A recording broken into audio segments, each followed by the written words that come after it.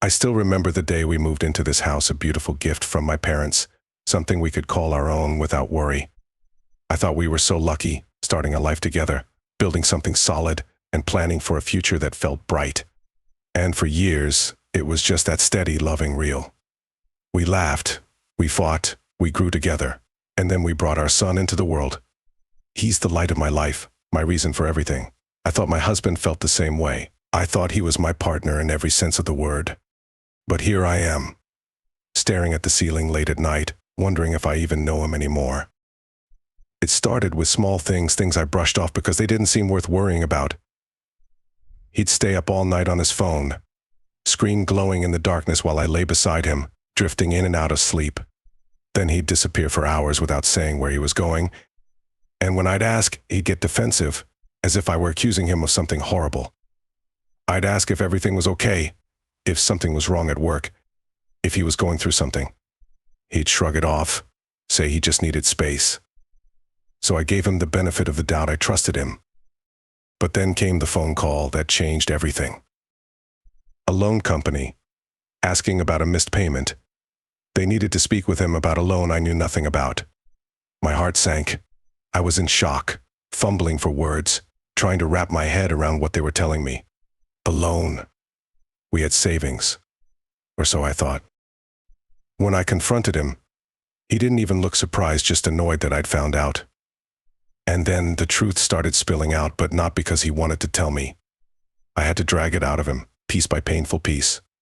He admitted he'd been gambling, dipping into our savings here and there. At first, just a little, just for fun. But it had snowballed, turned into something he couldn't control.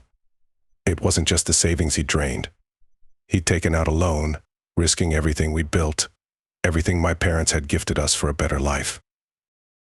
He swore it was a one-time mistake, a slip-up, but I could see right through it. And when I pressed him, I learned that it wasn't a mistake or a one-time thing at all. He'd been gambling for months, maybe longer. This was a habit, a problem that had burrowed deep into our lives without me even knowing. It broke me. I felt shattered, standing in the middle of our kitchen, looking at the man I'd loved for nearly a decade and seeing a stranger. I kept hearing his voice, low and defensive, repeating, "It's just a little fun. I can stop whenever I want." But he hadn't stopped. He'd lied, over and over again. And he didn't even seem to realize what he was risking. Our home, our future, our son's security. All of it slipping through his fingers. I tried to be the supportive wife, the partner who stands by her husband in times of struggle. I suggested therapy, support groups, anything that might help him see the damage he was doing, but every suggestion was met with anger or dismissive laughter. "I don't need help," he'd say. "I can handle this on my own," and then he'd turn around and gamble again. Days turned into weeks, and I felt like I was living in a nightmare, watching our lives unravel. The man who used to light up around our son, who'd scoop him up and spin him around until they were both dizzy with laughter, was now a ghost.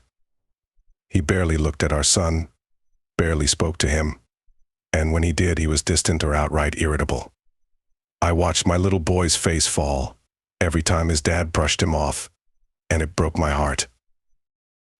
I feel like a single parent already, trying to shield my son from the chaos, trying to hold everything together when it's all slipping through my fingers.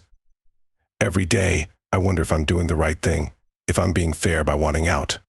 But how much can one person take? How many lies, broken promises, and heartaches can I swallow before I finally say enough?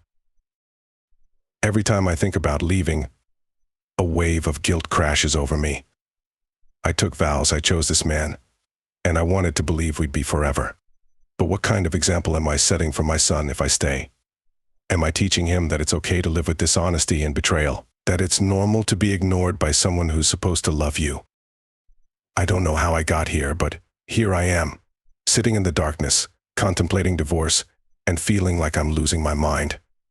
I never imagined I'd be in this position, torn between the man I married and the life I need to protect for myself and my son. So here I am, asking, am I the one in the wrong for wanting out? Or am I just finally waking up to a reality I can't ignore any longer?